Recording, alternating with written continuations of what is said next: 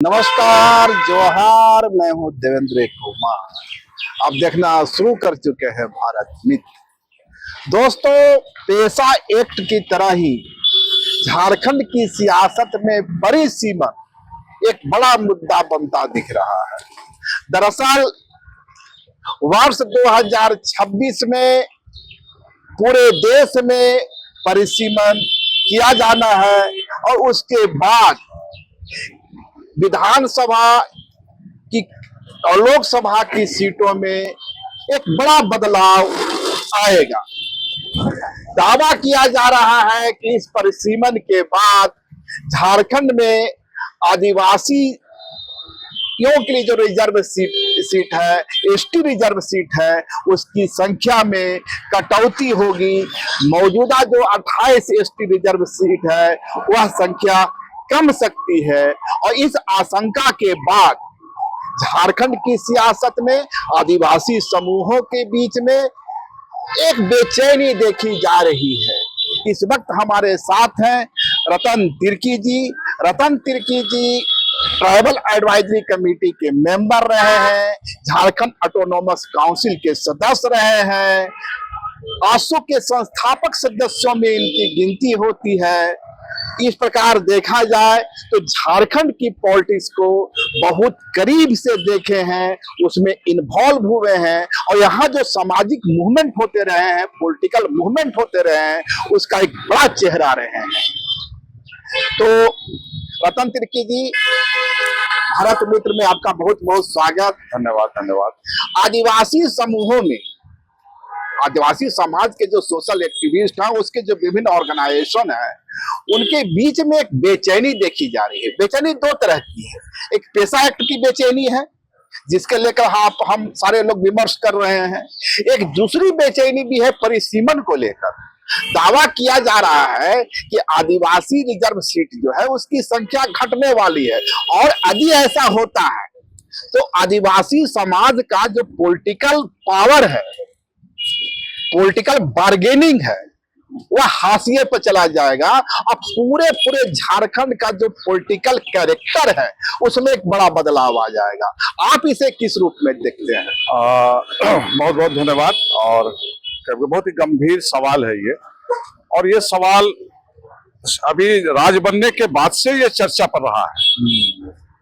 और जैसे जैसे राज आगे बढ़ता गया, आज हम लोग झारखंड का जवान झारखंड देख रहे हैं, लेकिन जवानी में जो कसर रह जा रही है, इन सवालों को लेके समाज चिंतन कर रहा है।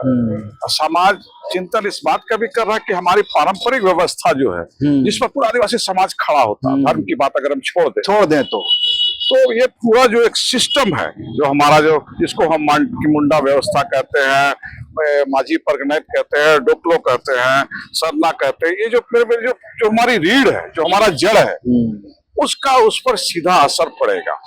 मैं आपको थोड़ा सा पीछे इसलिए ले चलता हूँ कि जब ये परिकल्पना हो रही थी, जब ये संसद में कई बार चर्चा हुई कि इस विषय पर जब चर्चा हो रही थी, तो सारे राजनीतिक दलों ने, चाहे वो कांग्रेस हो या बीजेपी हो, या सारे दलों ने संसद के दोनों सदनों पर इस पर विचार किया कि देश में जो संविधान बना है 1950 के बाद, उसमें जो आदिवासियों की जो स्थिति है वो दिन दुनी रात चौगुनी घटती जा रही है। उसको देखरेख करने वाला हमारे सरकार के पीछे कोई सा दमखम दिखता नहीं है। इस बात को लेकर जब ये हुई संविधान बनने से पहले, संविधान की, तो 5वीं अनुसूची का एक सवाल आया, जिसमें जयपाल सिंह मुंडा हुए और ये ठेबले उराव हुए, ये सब बोनीफास लकड़ा हुए, देवेंद्र नाथ सामंता हुए, इन लोगों ने संविधान सभा में इस बात को रखा। 3 आदमी थे झारखंड से, और भी लोग थे, और गैर आदिवासी झारखंडी तो बिहार, उसमें एक बिहार था। तो बात आई तो ये 5वीं अनुसूची का कॉन्सेप्ट आया और लंबा बहस चला, और तब 5वीं अनुसूची का की जो सिद्धांत है वो यहाँ आ गया। अब उसकी परिकल्पना और उसका जो सोच है उसको पूरे देश में लागू किया, और स्वरूप क्या हुआ, 10 राज्यों को में आदिवासी बहुल क्षेत्रों को 5वीं अनुसूची का दर्जा मिला।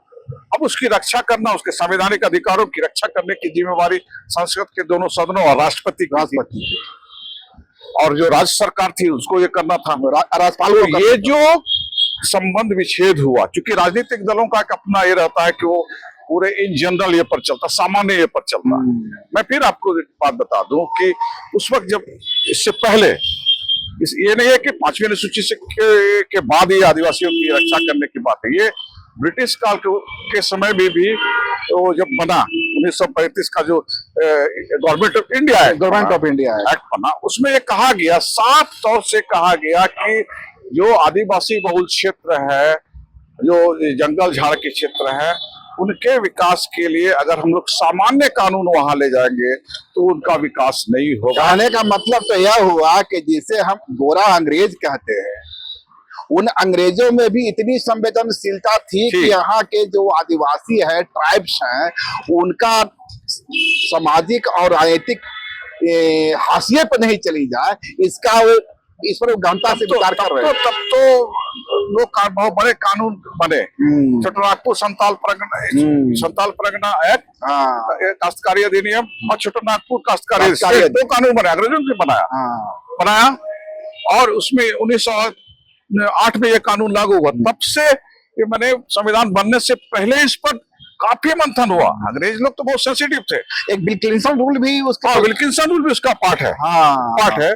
तो लेकिन 2 महत्वपूर्ण कानून जो बने, संताल परगना टेनेंसी एक्ट और छोटानागपुर काश्तकारी अधिनियम, CNT एक्ट, जिसको हम 1908 कहते हैं। हालांकि कानून बन गया था 1903 में, लेकिन टाटा कंपनी ने, क्योंकि जमीन अधिग्रहण नहीं हुआ था, तो उन्होंने, टाटा कंपनी ने अंग्रेजों से साठगांठ किया कि भाई हमको जमीन ले लेने दो, उसके बाद लागू कर दिया। तो उस वक्त भी वहां पोग और उठा पटक हुआ।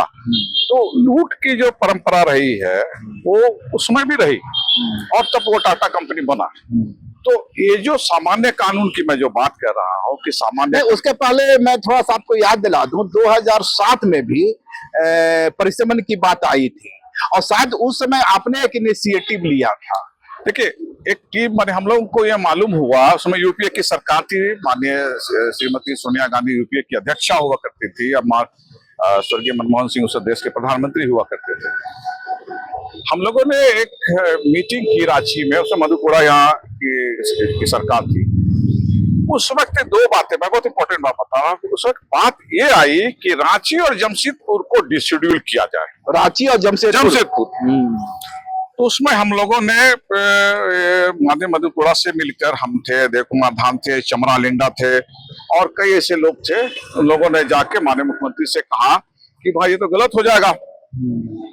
तब राष्ट्रपति इसमें थे, उस समय के राष्ट्रपति हुआ करते अब्दुल कलाम आजाद, कलाम साहब थे। उन्होंने स्पष्ट कहा कि नहीं हो सकता है, और उनके द्वारा आदेश आया राष्ट्रपति कहे कि ये 5वीं अनुसूची क्षेत्र है दोनों, इसलिए इसकी घटन नहीं होगी। लेकिन हम लोगों ने तुरंत निर्णय लिया कि चूंकि परिसीमन हो रहा है, हम लोगों ने, तो हम लोग मीटिंग करने के बाद, बैठक करने के बाद, माननीय रामेश्वर राव राज कल्याण राज्य मंत्री, आदिवासी कल्याण राज्य मंत्री हुआ करते थे, हम लोग वहां गए दिल्ली, और 3 महीने हम लोगों ने, भला हो रामेश्वर राव साहब का, जिन्होंने अपना दरवाजा खोल दिया, 3 महीना हम लोगों ने वहां मंथन किया, सारे दिल्ली के झारखंडियों आदिवासियों को जमा किया, और 7 सितंबर 2007 को हम लोगों ने संसद मार्च किया। रांची से लाखों लोग गए थे, हजारों लोग गए थे यहाँ से, और कम से कम वहाँ 10 से 12 हजार लोग हम लोग संसद मार्च कूच करते हैं, जिसमें माननीय शिबू सोरेन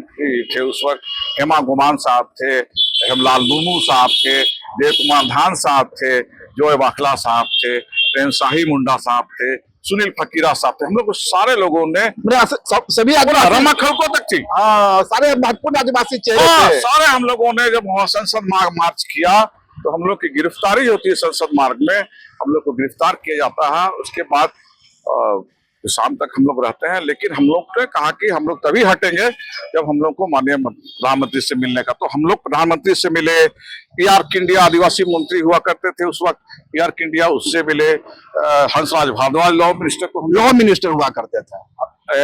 उसके बाद प्रणव साहब होम मिनिस्टर हुआ करते थे, उनसे हम लोग सारा देने के बाद अंततः 13 सितंबर को माननीय श्रीमती सोनिया गांधी ने मुझे व्यक्तिगत रूप से फोन करके कहा कि मिलने आइए। 3 सदस्यीय टीम गया, जॉय बाकला, देव कुमार धान और हम। जाने के बाद माननीय श्रीमती सोनिया गांधी ने स्पष्ट कहा सारी बातें सुनने के बाद ये कहा कि mister Tirkey, don't worry, we will not accept the proposal of delimitation commission. Jharkhand को डिलिमिटेशन से परिमल से मुक्त किया जाता था। लड़ाई जीत गए हम लोग। और 13 तारीख को ही 13 सितंबर 2007 को ये निर्णय होता है कैबिनेट में कि झारखंड में परिसीमन लागू नहीं होगा, 26 तक स्थगित रहेगा। अब आते हैं दूसरे सवाल पर। इस बार जिस परिसीमन की बात की जा रही है, आदिवासी समाज के कुछ हिस्सों का, कुछ बुद्धिजीवियों से हमारी भी बात होते रहती है पत्रकार के नाते, उनका दावा है या उनका तर्क है कि 5वीं अनुसूची में जो परिसीमन होना है उसका आधार जनसंख्या को कैसे बनाया जा सकता है, क्योंकि यहाँ तो बाहरी आबादी का प्रवेश ही वंचित था। यदि बाहरी आबादी बढ़ी है तो इसका जिम्मेवार यहाँ के जो राज्यपाल है वे है। संवैधानिक बहुत अहम और महत्वपूर्ण इशारा आपने किया। मेरा वही सवाल है कि जब ये 5वीं अनुसूचित क्षेत्र था तो हमारे लाट साहब इस 5वीं अनुसूचित क्षेत्र के माए बाप कस्टोडियन होते हैं।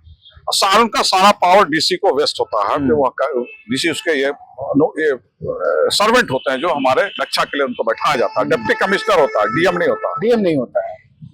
तो जितने भी राज्यपाल आए, संविधान की धारा 244(1) कहता है कि अनुसूचित क्षेत्रों में बाहरी आबादी को इतना ना बसने दिया जाए कि उसके सापेक्ष में यहाँ की जो अबोरिजिनल आबादी है वो हट जाए, क्या प्रभात कुमार से लेके अब तक जो अभी राज्यपाल आए हैं, क्या इन लोगों ने 5वीं अनुसूची के नियमों का, अधिकारों का अक्षरशः पालन किया? नहीं किया।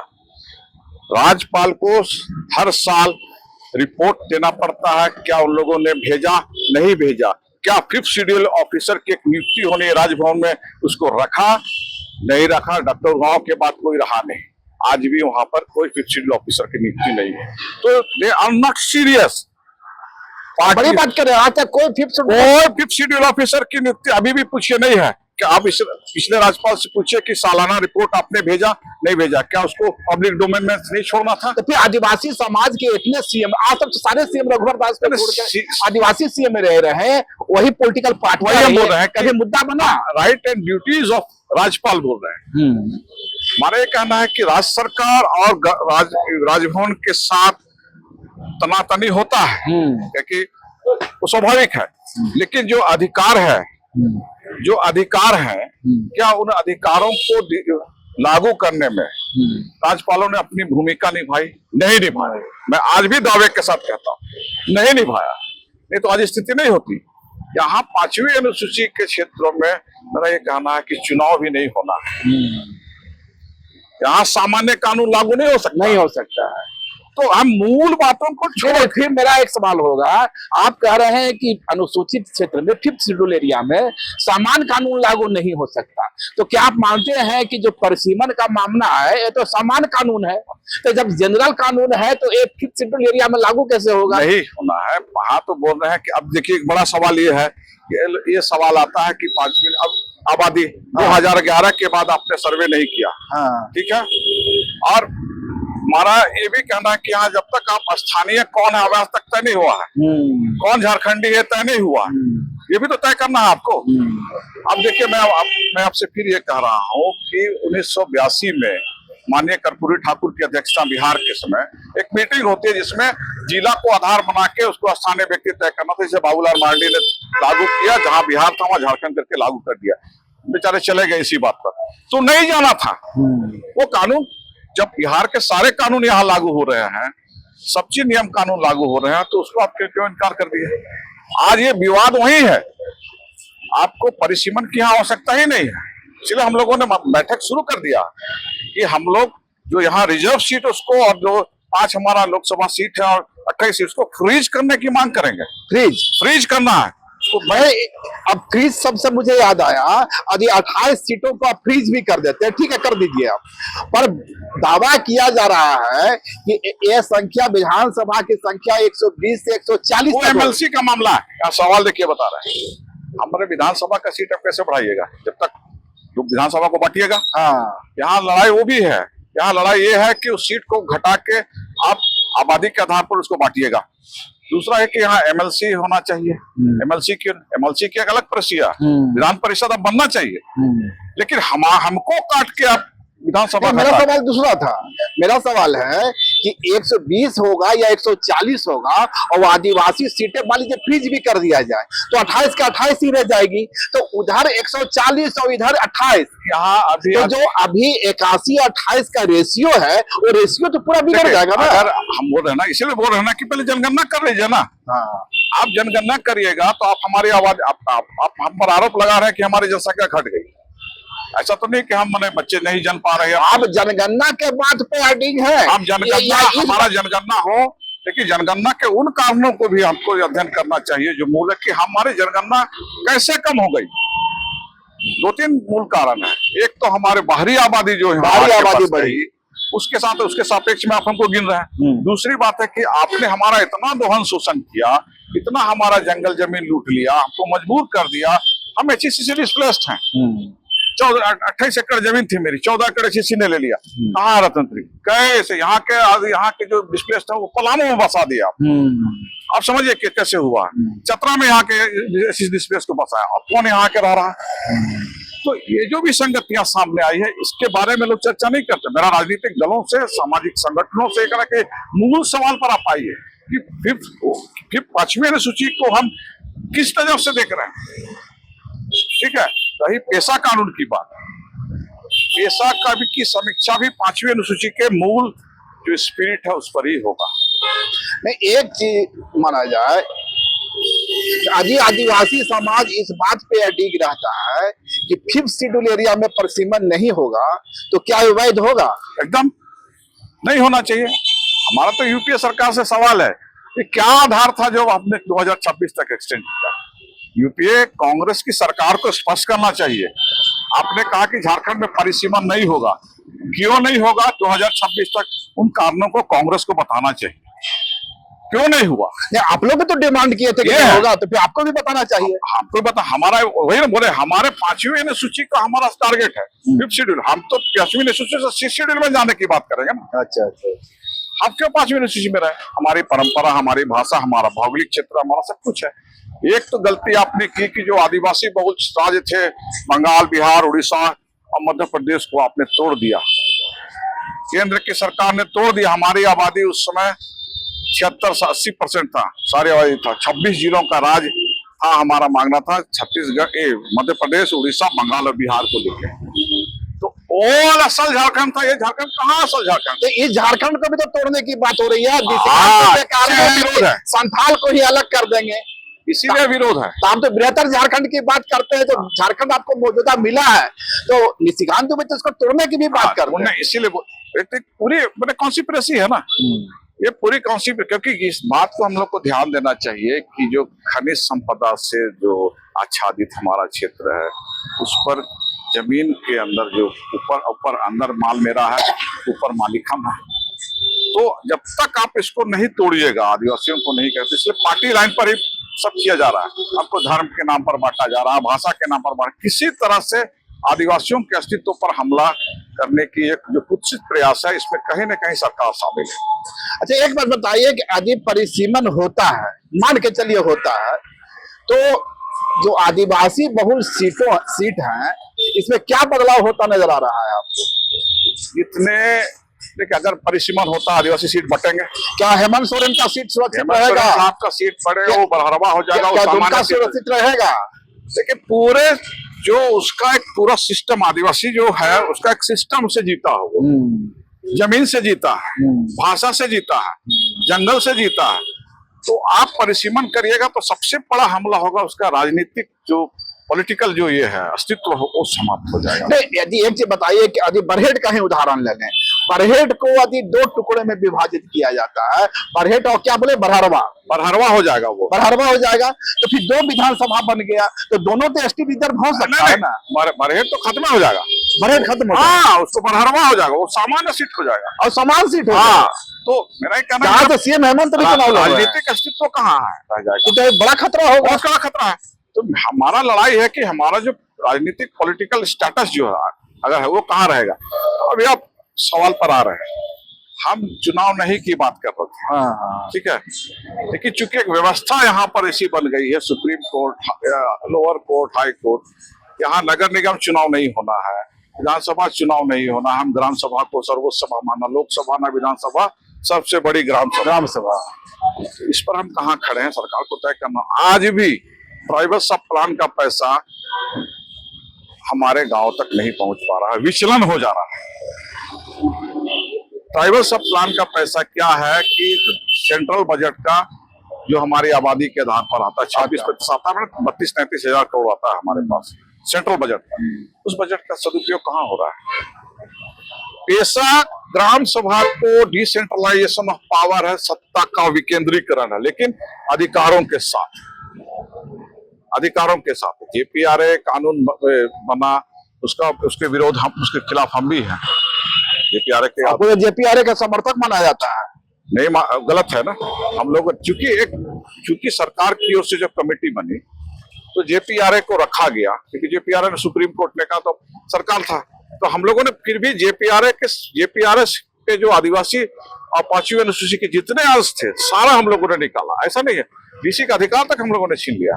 नहीं, खैर हम लोग आते हैं मूल सवाल अपना परिसीमन पर, तो और क्या इसमें बदलाव होता नजर आता है? पूरा हमारा जनसंख्या पर इसका सीधा असर पड़ेगा, हमारी भाषा छीन जाएगी, हमारा जो एफआरए कानून खत्म हो जाएगा, ठीक है, और आदिवासी समाज का जो पॉलिटिकल बार्गेनिंग स्टेटस वो भी तो पूरा बिखर, ताना माना बिखर जाएगा। हम डिसीजन मेकर नहीं रह जाएंगे, डिसीजन मेकर नहीं रहिएगा। मान लीजिए 120 सीट होता है, 140 होता है और आदिवासी सीट 28 ही रह जाती है, नहीं होता है, तो भी तो आप बिखर गए। हाँ, बिखरे। तो सवाल है कि आदिवासी समाज की इस चिंता को 2007 में आपने इनिशिएटिव लिया था, आज इनिशिएटिव कौन लेगा? देखिए इसके लिए इनिशिएटिव लेने के लिए अभी मंथन हम लोगों ने शुरू कर दिया है, मंथन हो रहा है, और मंथन के साथ साथ हम लोग केंद्र सरकार से हम लोगों ने समय मांगा है, देंगे। हम लोग आदिवासी कल्याण मंत्री से भी बात किया, ज्वेलरा से भी बात किया है कि परिसीमन एक गंभीर मुद्दा है, इसके लिए हम लोग को गंभीरता पूर्वक विचार के आदिवासियों के अस्तित्व का सवाल है। हुजूर माए बाप, हमारा जो परिसीमन है उसको रोकिए, 5वीं अनुसूची की जो मूल भावना है उसको आप राज्यपाल को निर्देश दे, अक्षरशः पालन करें। देश के राष्ट्रपति आदिवासी महिला है, लगाइएगा। सबसे हम लोगों ने संपर्क करना शुरू कर दिया है कि 26 पे, और कांग्रेस से भी हम लोगों ने कहा है कि क्या आधार था उसको आप डिक्लेयर करिए। ये परिसीमन झारखंड में क्यों नहीं होना चाहिए, तब ना 26 तक बोले। इसका मतलब आदिवासी समाज इस परिसीमन का विरोध करेगा? एकदम करेगा। तो यह थे हमारे साथ रतन तिर्की जी, जिनका मानना है कि यदि परिसीमन होता है और 5th शेड्यूल एरिया में परिसीमन किया जाता है तो आदिवासी समाज का जो अभी मौजूदा हालात में जो पॉलिटिकल स्टेटस है, पॉलिटिकल पावर है, वह उसके हाथ से छिन जाएगा। एक सारी सीटें, माने एक बड़ी संख्या में सीटें सामान हो जाएगी। यदि 140 होता है, 120 होता है और आदिवासी रिजर्व सीटें महज 28 या 26 रह जाती है, तो उस हालत में आदिवासी समाज का जो राजनीतिक प्रभुत्व देखा जाता है झारखंड की पॉलिटिक्स में, वह सदा सदा के लिए खत्म हो जाएगा।